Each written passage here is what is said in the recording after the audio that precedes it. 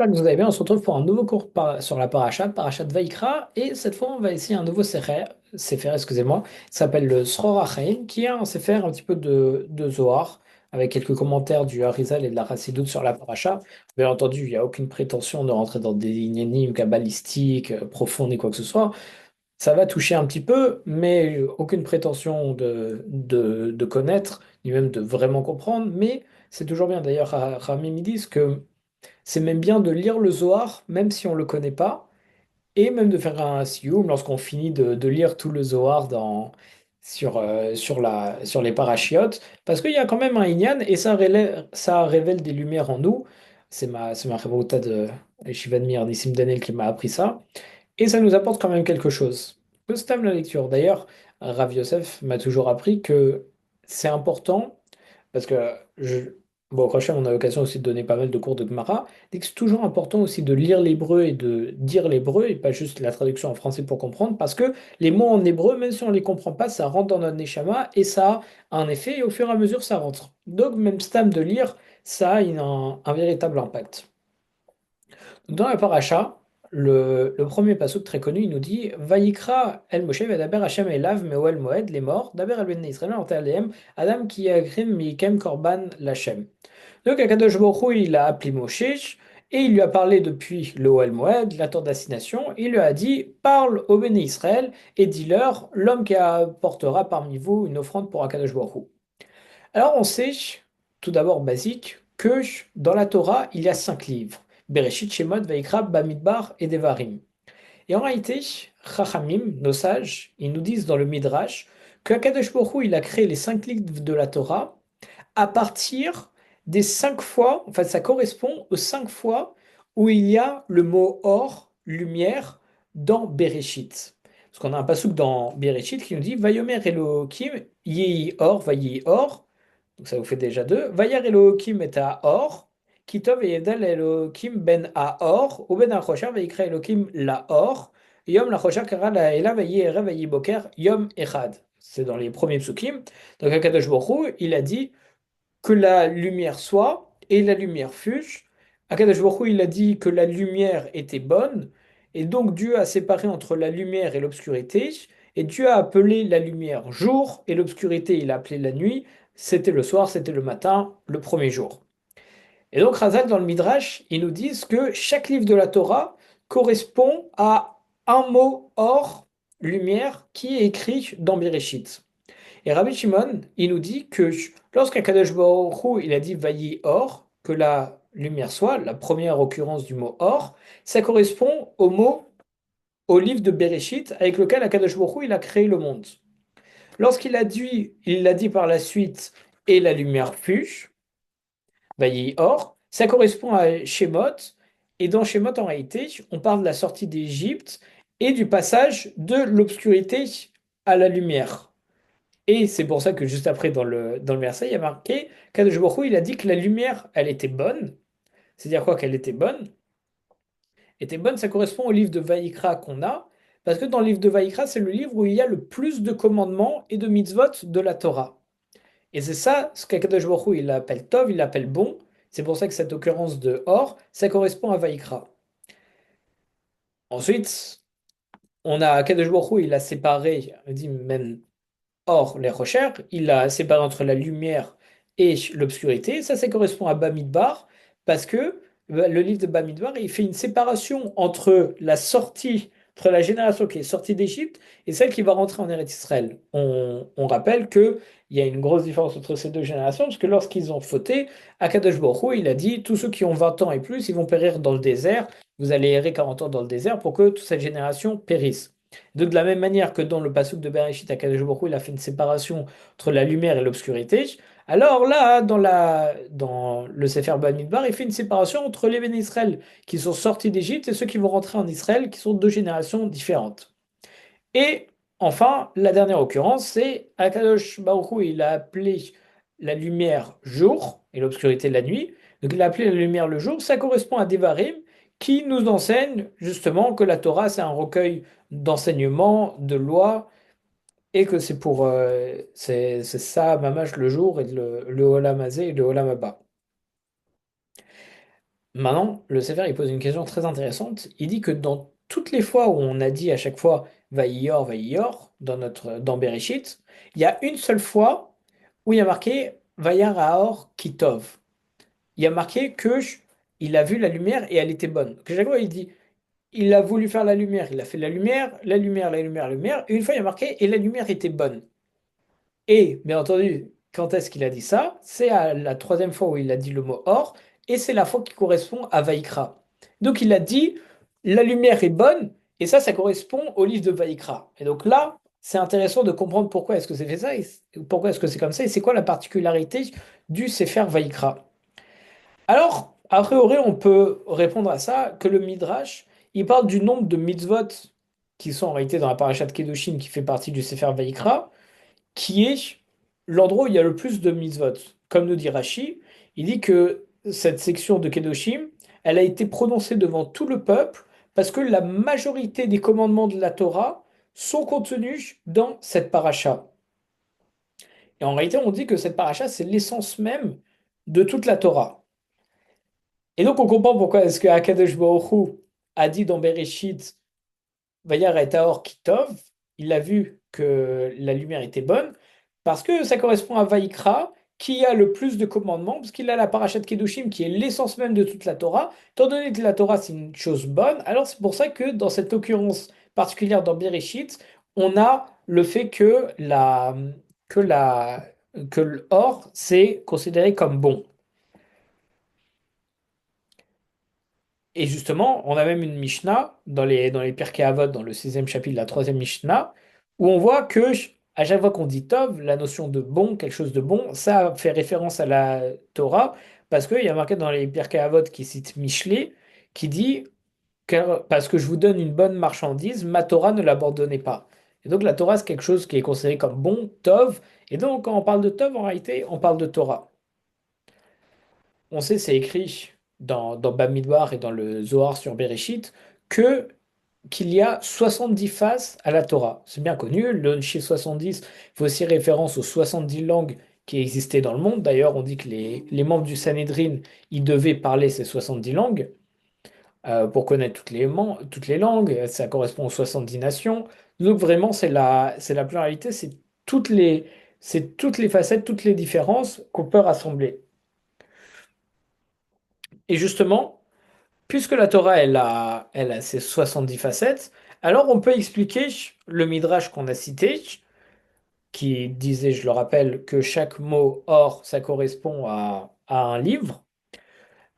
Parce que au début de la paracha, il y a marqué, Akadosh Baruch Hu, il a appelé Moshe, Vaikra Hashem et Moshe, il lui a parlé depuis le Ohel Moed, il leur a dit, parle au Béné Israël, en disant, tout homme qui va amener un korban.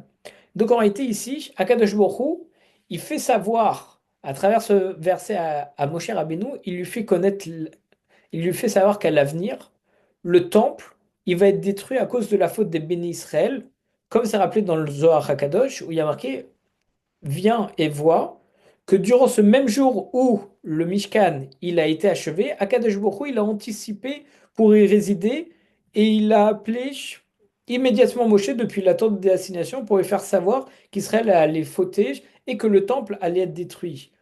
Mais il y a un remède à ça pour éviter que le temple soit détruit ou bien pour le réparer. C'est quoi ce remède? C'est la suite du verset qui nous dit un homme, tout homme qui apportera une offrande à Kadosh Baruch Hu. Et de là, on voit à Alpizoar que les sacrifices, ce sont une protection pour chaque chose. D'ailleurs, on a un Rashi très connu qui nous dit pourquoi est-ce que le Mishkan, ça s'appelle Mishkan. Et d'ailleurs, même dans une occurrence dans la paracha de la semaine dernière, si je dis pas de bêtises, il y a marqué au pluriel le mot Mishkan. Et le minimum du pluriel, comme le disent nos sages, c'est deux. Et donc, à chaque fois qu'il y a marqué un pluriel et qu'il n'y a pas de nombre avant, on considère que c'est deux. Donc, on a Mishkan, on ne sait pas d'où vient ce mot, il est au pluriel, ce qui correspond à deux. En réalité, nous dit Rashi que le mot Mishkan vient du mot Mashkon. Mashkon qui est un gage. Pourquoi? Parce que Akadosh Baruch Hu, en réalité, un gage comme un collatéral, Kadosh Baruch Hu, il a créé plus tard les deux temples, c'est pour ça qu'on a la pluralité, le 2 du Mishkan, parce qu'il savait que les béné Israël allaient fauter, et donc au lieu de détruire et de s'attaquer au peuple juif, il a détruit à la place le Mishkan qui est un collatéral, qui est un gage. De la même manière que quelqu'un qui emprunte de l'argent et qui laisse un objet, s'il rembourse pas l'argent, alors la personne récupère l'objet. Ou bien quand on est énervé contre quelqu'un ou contre quelque chose, il vaut mieux casser un objet que taper la personne. Bien entendu, il faut pas se mettre en colère. Aval, on a l'idée. Et donc, le Mishkan, en réalité, ça vient du mot Mashkon, qui est un gage, parce que Akadosh Baruch Hu, il a créé le temple et il a cassé le temple en tant que gage, au lieu de taper les béné Israël. Et donc, on voit grâce à notre verset, comme nous dit le Zohar, que la solution pour éviter d'avoir les destructions des temples, etc., c'est les sacrifices, parce que les sacrifices, c'est une protection pour tout. Alors, quand même, ce Zohar, il est assez surprenant, parce que on se demande quand même, comment ça se fait qu'Akadosh Baruch Hu, il dévoile à Moshe, il lui dit, le remède contre les fautes des bénis Israël, ça va être les sacrifices, et il lui dit ça quand? Juste après lui avoir dit que les temples ils vont être détruits. C'est complètement contradictoire. Il lui dit, ah, regarde mon cher Rabbeinu, je vais te dire l'avenir, bénis Israël ils vont fauter, et le temple va être détruit. Mais la solution pour ça, le remède, c'est le, c'est les corbanotes. Mais je comprends pas. Le temple, il va être détruit. Comment tu veux qu'on fasse les corbanotes si le temple, il est détruit? Donc le remède qu'Akadosh Baruch Hu, il donne, il peut pas marcher de toute façon, parce qu'on a besoin de la chose qui va être détruite pour faire ce remède. On a du mal à comprendre ce midrash. Alors, en réalité, pour répondre à ça, il faut se baser sur une Gemara dans Menachot, au Daf Kuf Yud Amud Aleph, à la page 100 au recto, qui nous dit que celui qui étudie la Torah Tratat, Khatat, c'est un des korban. Donc celui qui étudie sur le korban, c'est comme si il avait emmené l'offrande de Khatat. Ça, c'est connu. C'est pour ça qu'avant la prière de Shacharit et de Mincha, on fait les korbanot et les kétoret. Et on dit que justement, en lisant la parachat korbanot et des kétoret, Pitoum Ketoret, Ketzad, et tous les enseignements et pas que les parachutes, alors c'est comme si on les apportait. Il faut avoir un minimum de kavana, mais c'est comme si on les apportait. On dit aussi que, selon une chita, la prière aujourd'hui, Shacharit Mincha Arvit, ça correspond en réalité au korbanot qu'on emmenait au temple. Et en disant la prière, c'est comme si on amenait un korban. Donc en réalité, qu'est-ce qui s'est passé? Akadosh Baruch Hu, il a montré depuis le Ohel Moed, dans notre paracha, à Moshe Rabbeinu, qu'à l'avenir, le temple, il va être détruit à cause de la faute des bénis Israël, et que le remède, ça va être les sacrifices. Mais il a aussi dévoilé à Moshe Rabbeinu que le temple, il va être détruit, mais ça sera quand même possible d'apporter des sacrifices. Comment? En étudiant la Torah et plus précisément en étudiant toutes les sections qui correspondent aux korbanot, à comment les faire et aux sections de la Torah qui y sont relatives. Et en plus de ça, c'est marqué dans la Masechet Brachot au Daf Samer Gimel Amud Bet que les paroles de la Torah, ça s'accomplit uniquement pour celui qui est prêt à mourir pour elle, comme c'est écrit. Ça, Torah, ça c'est la Torah de l'homme qui va mourir dans la tente. Et donc celui qui étudie la Torah de toutes ses forces, il sera considéré comme mort parce qu'il s'est littéralement sacrifié pour expier ses fautes. Et donc c'est sa Torah à lui qui sera bien Metkayemet. Le Chida d'ailleurs, il nous rapporte que d'après nos maîtres, il existe trois choses qui sont équivalentes au korbanot, au sacrifice. Les trois choses, c'est l'étude de la Torah, qui est considérée comme tous les sacrifices réunis, comme on voit dans la Masechet Menachot, au Daf Kuf Yud Amud Aleph, à la page 110 au recto. Il y a aussi la prière qui est considérée comme plus grande que tous les sacrifices, et plus grande que les sacrifices, comme on voit dans la Masechet Brachot, ou Daf Lamed Bet Amud Bet, à la page 32 au verso. Et il y a aussi le jeûne, le fait de jeûner, qui est considéré comme un sacrifice, parce qu'il a pour conséquence d'amoindrir notre graisse et notre sang. Et donc, en fait, quand on jeûne, on dit à Kadosh Baruch Hu, je mange pas, donc je vais consommer ma graisse et mon sang. C'est comme ça que le corps réagit lorsqu'on lui apporte pas de la nourriture. C'est pour ça que dans les régimes, par exemple, le jeûne intermittent, on mange moins parce que on va consommer justement notre graisse et notre sang et et avec ça, en fait, c'est comme si on donnait à Kadosh Baruch Hu de notre graisse et de notre sang, comme si on amenait un sacrifice, comme on voit dans le Zohar sur Shemot et dans le Sha'ar Ruach HaKodesh.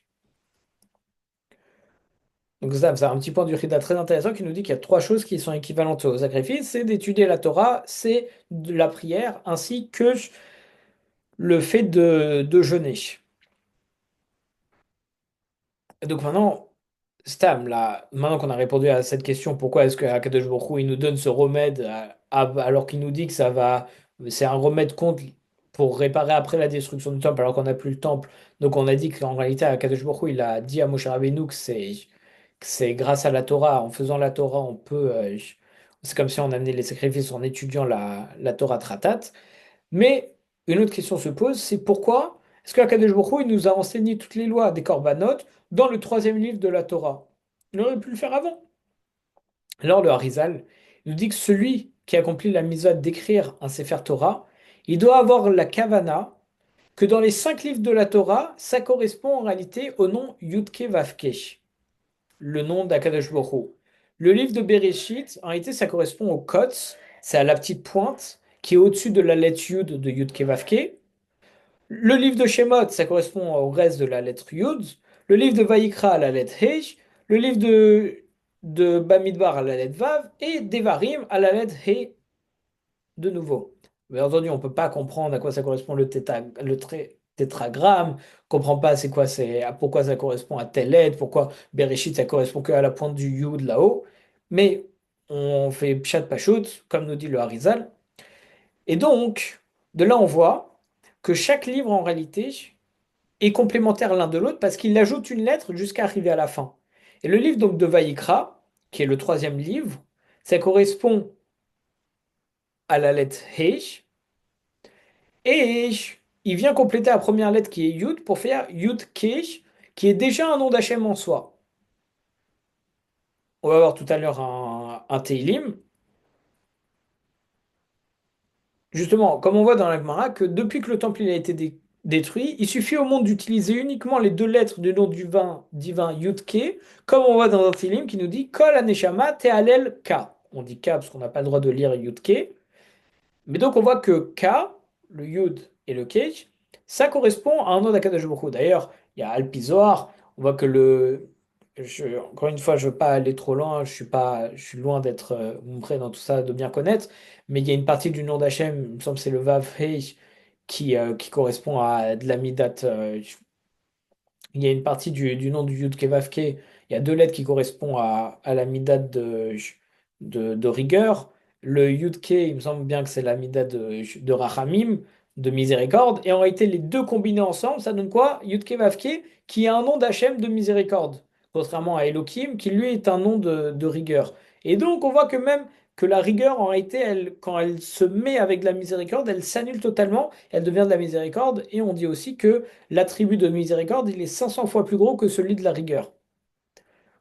C'est des petites choses comme ça extraordinaires. Et donc, ça nous apprend beaucoup dans notre vie de tous les jours où on se dit que si on a l'impression de voir de la rigueur d'Akadosh Baruch Hu, il faut savoir qu'en réalité, on a de la miséricorde 500 fois plus grand et que tout ça, ça fait partie d'une seule et même chose, d'une seule et même histoire. Aujourd'hui, c'est dur, mais c'est juste une petite partie de rigueur qui en réalité englobe et toute notre situation n'est que miséricorde.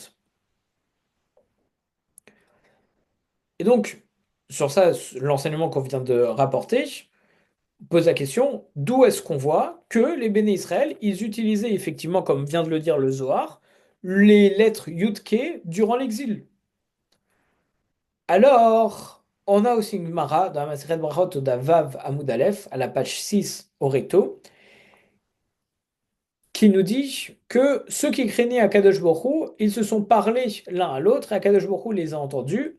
Il y a un livre de souvenirs. Tout ça, c'est un verset dans Malachi. Il y a un livre de souvenirs qui a été écrit devant Kadesh Baruch Hu pour ceux qui craignent l'Éternel et pour ceux qui méditent sur son nom. Alors la Gemara, elle pose la question, ça veut dire quoi pour ceux qui méditent sur son nom? Alors Ravashi nous dit que même si un homme, il a pensé accomplir une mitzvah et qu'il a été béonès, il a été empêché d'accomplir la mitzvah, alors malgré tout, on considère comme si il avait accompli cette mitzvah. Et donc, maintenant, le Bnei Issachar, il nous dit qu'Akadosh Baruch Hu, il considère que cette action, elle a été accomplie. Pourquoi? Parce que les béné Israël sont attachés au nom de Dieu Yudke Vavke, comme c'est écrit dans Devarim. Et vous qui êtes attachés à Akadosh Baruch Hu, vous êtes tous vivants aujourd'hui. Les deux dernières lettres du nom d'Akadosh Baruch Hu, le Vav et le Ke, ils sont reliés à l'action. Et les deux premières lettres, le Yud et le Ke, ils sont reliés à la pensée, qui est constamment attachée à Akadosh Baruch Hu. Et donc, de là, on voit que même la pensée, elle est considérée comme un acte. Parce que on a, euh, on a ce, excusez-moi, le Vavke, on a dit que le Vavke, c'est l'action, le Yudke, c'est la pensée, comme on dit aussi dans Kaveh Shabbat, sauf Maaseh Be'markavat Trila. Chaque action a commencé commence par une marshava, par une pensée. Excusez-moi si vous entendez des dings. Chaque action commence par une pensée. Et donc, là, on vient d'apprendre un enseignement qui nous dit que lorsqu'on fait une action, lorsque juste on pense à faire l'action, comme si on avait fait la mitzvah si on a été empêché. Et donc, le Inyan, c'est quoi? C'est qu'on voit, comme cet enseignement il existe, c'est qu'on s'attachait que, on arrivait à s'attacher à Kadosh Baruch Hu que par la pensée, qu'en pensant à faire une action. Et donc, on s'est attaché aux deux premières lettres qui correspondent à la pensée d'Akadosh Baruch Hu, qui sont le Yud et le Ke. De là, on voit qu'on était effectivement en exil, déjà attaché juste à la partie Yud Ke du nom Yud Ke Vav Ke.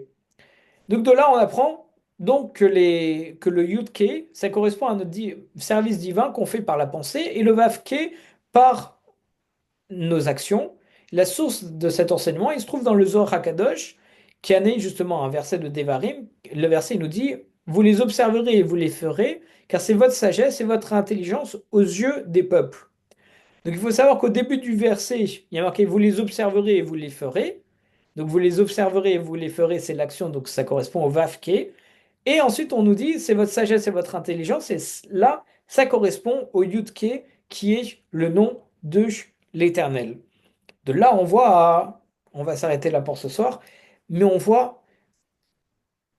commence à toucher un petit peu, et vraiment un tout petit peu, tous les inyanim des noms d'Akadosh Baruch Hu, et on voit qu'en réalité, chaque chose n'est pas fait au hasard. Quand on prenait le pasuk simple de Bereshit en nous disant cinq fois le mot lumière, on voit qu'en réalité, ça correspondait déjà aux cinq livres qui allaient été écrits. On sait que la Torah, elle a été écrite avant que le monde soit créé, qu'Akadosh Baruch Hu, il s'est posé sur la Torah, et qu'en réalité, on a les différentes midotes d'Akadosh Baruch Hu qui gèrent le monde, et à quel point, avec les noms d'Akadosh Baruch Hu, en réalité, même en juste pensant à une action, on a du mérite. Bien entendu, il ne faut pas se dire, oh, tu sais quoi, bah, je vais penser à faire une action, et la mitzvah, et ça va être accompli. Non, bien entendu, on parle de honnête, c'est-à-dire, je suis en train de me diriger pour aller à la synagogue faire mincha, et là, j'ai un cas de force majeure, ras de shalom, je dois sauver une vie ou quelque chose. Alors, Kadosh Baruch Hu considère quand même comme si j'avais fait mincha. Bon, que Bezrat Hashem, que l'étude de Zohar, même si on ne peut pas tout comprendre et aller en profondeur, en tout cas je parle pour moi, puisse nous éclairer, Bezrat Hashem, nous éclairer notre vie et nous faire passer un très bon Shabbat et qu'on ait au moins le mérite de l'étude. Chazak Baruch.